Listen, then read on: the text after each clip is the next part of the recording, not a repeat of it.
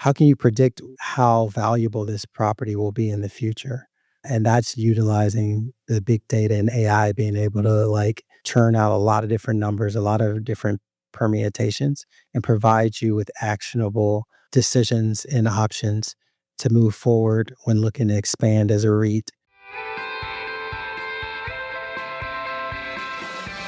Hello, welcome to the REIT Report. I'm your host, Sarah Borkson-Keto. Today's episode is the second in a three-part miniseries focusing on AI adoption within the REIT industry. In this episode, we'll be looking at AI in action for REITs and real-world applications. With me to talk about that is Earnest Sweat, whose insights in this area reflect his background in REIT equity research, his work as a key founding member of Prologis Ventures, and his AI-driven startup advisory roles. So, Ernest, last time you gave us a great overview of the intersection of AI with the REIT industry. Today, we're taking a closer look at what that interaction really looks like on the ground. So, to start today's conversation, can you share a few examples of AI-driven startups that are making an impact in the REIT space? Yes. And Sarah, thanks for this question. I think it's one thing, as we talked about in the last conversation, to speak about what is AI, not to be afraid of AI, and theoretically, what could it do in our professional lives and in the real estate space. But it's another saying, hey, what is early traction and what's happening today? And so one example that I'll give is a company called Elise AI. And it's an all-in-one property management platform that's powered by AI. And it's a conversational AI assistant. So it automates a lot of the interactions between prospective renters and the apartment operators. So if you think about any type of apartment REIT or just apartment operator, they have their current tenants and prospective tenants at all times. And so as we know, even any good consumer, a lot of times you're doing a lot of calls and checking out places and only are going to make decisions on specific, whatever fulfills your criteria. And how that actually impacts the operators is there might be time that is utilized for perspectives that aren't that interested, whether it's on the phone, whether it's trading emails. And we know even if someone is very interested in a place, that same person who's getting on the phone, doing webinars, trading emails, if they're the key contact, you can lose that prospective client by not returning a call fast enough, by not being attentive. And so Elise AI is the tool that helps fill the gap. So now if an email won't be dropped and that person who works in the leasing office, they can attend to the person who actually is there in person, which signifies, hey, they're more of their interest. And so tools like this, where the company, the real estate company has set up, how do we empower our second biggest asset? If your biggest asset is the actual property, the second biggest asset is your human resources. How can you empower your faces of your organization in the best manner? By leveraging AI and technology. So in the background, at least AI is doing that, being able to like ping the potential customer when it's time, provide answers to frequently asked questions, and then when the person actually comes up and sets up the prospective tour, then it allows the human to do what they do best. And you see similar companies coming into the space as well. Yes, you're starting to see companies within all the different asset classes providing that assistance of how do we stay on top of our customers? How do we leverage data to see who's likely to be a potential leaser of our industrial space or our retail space? Who is likely, based on what's going on in the customer's industry, likely not to vert back and leave that space vacant. So you're starting to see things that humans were involved with, maybe 8 of 8 steps in a process of leasing, now being involved in half and making those those half steps the most critical to the sale. So, in addition to increasing efficiency, would you say that these startups are really solving problems that were previously difficult or impossible for the staff to tackle? Given that humans have to eat, humans have to sleep. Yes, and as we've realized, like A lot of these companies, real estate companies, have had to limit how much they could hire for their staffs, right? And making sure that, hey, a lot is going to be put on them to make sure that we're not having as many cuts. So people are going to have to take on more despite the macroeconomic climate. And so it's really made an impossible situation on each person, lighten the load. So then again, they can do what humans do best: show empathy, be creative, be influential, and make sales. And Ernest, how well are these companies integrating with existing REIT workflows? Is there any sort of bottlenecks or problems that are emerging? So this is across not just for real estate companies and REITs, but across all industries, especially with legacy industries. How do you effectively integrate an AI or data company when there's also, hey, there's inherent risk as well, right? There's news always coming up on breaches.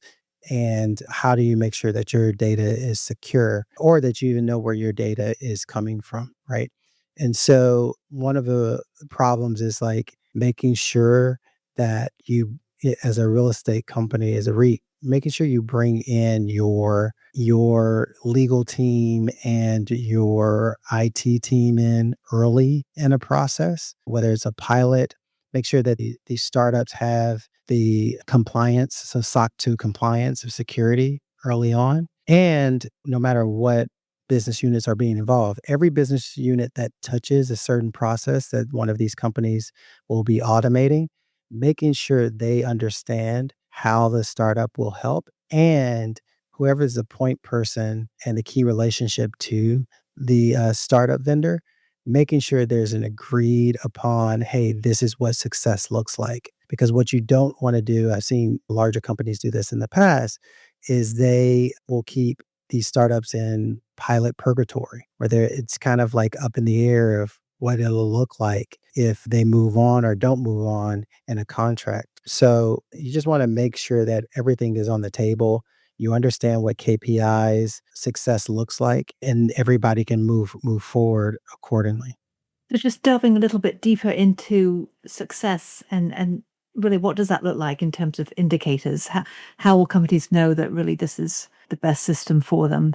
That's a great question, Sarah. I think it's identifying, and the startup should have if they're selling to you for your use case, they also should have a good perspective. Whether it's the REIT should ask for who have you worked with before? If we're new as an asset class, what are you anticipating the advantages will be?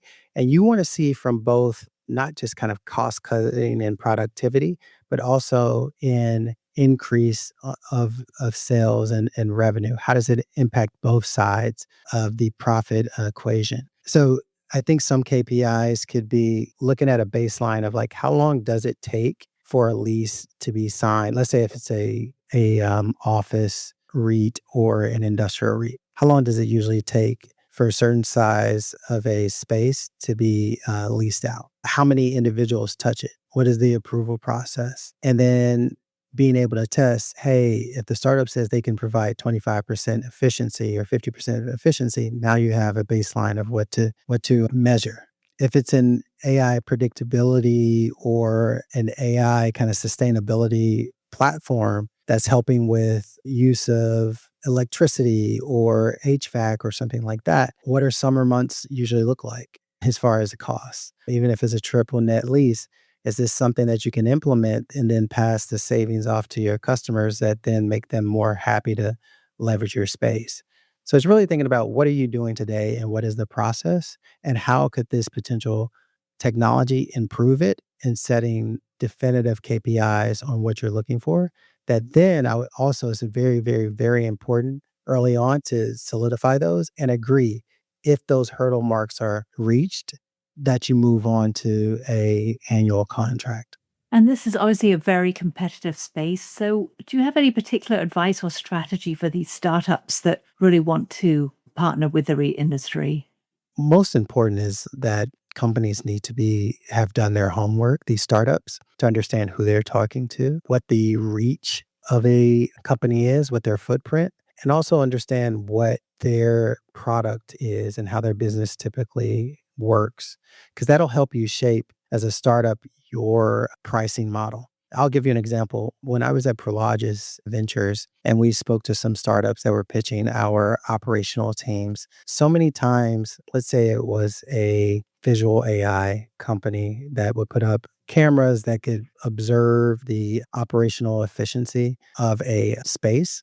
Sometimes they would just use a flat, hey, we charge by square footage. And when you think about the foot traffic that would happen in an office versus a retail space, and now comparing it to an industrial space, it doesn't make sense because industrial is so much bigger.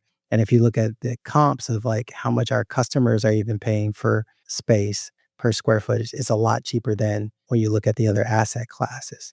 So having that insight then will give you, oh, maybe it's not pricing by square footage because that just wouldn't make financial sense for this customer. Maybe it can be based on something else, by how much data is used or whatever it might be. But coming in and understanding who you're selling to and what is the key point of use and what is the critical pain point, that's what you need to understand. And that's where, as an entrepreneur, you need to be good at finding advisors, talking to experts that can give you insights so you come in more informed and are asking better questions. And Ernest, final question. Are there any new applications that AI can implement within the REIT space that are sort of currently on the drawing board or that you're watching and keeping a close eye on at this point? I think that there's a number that are coming up that will. So I think whether it's kind of dynamic pricing and being able to truly use data, there's aspects of that today, but it's still pretty manually done in the various asset classes. Also thinking about when you're doing development or looking to find new spaces that you can develop a new industrial property or a new mixed use property. How can you predict how valuable this property will be in the future?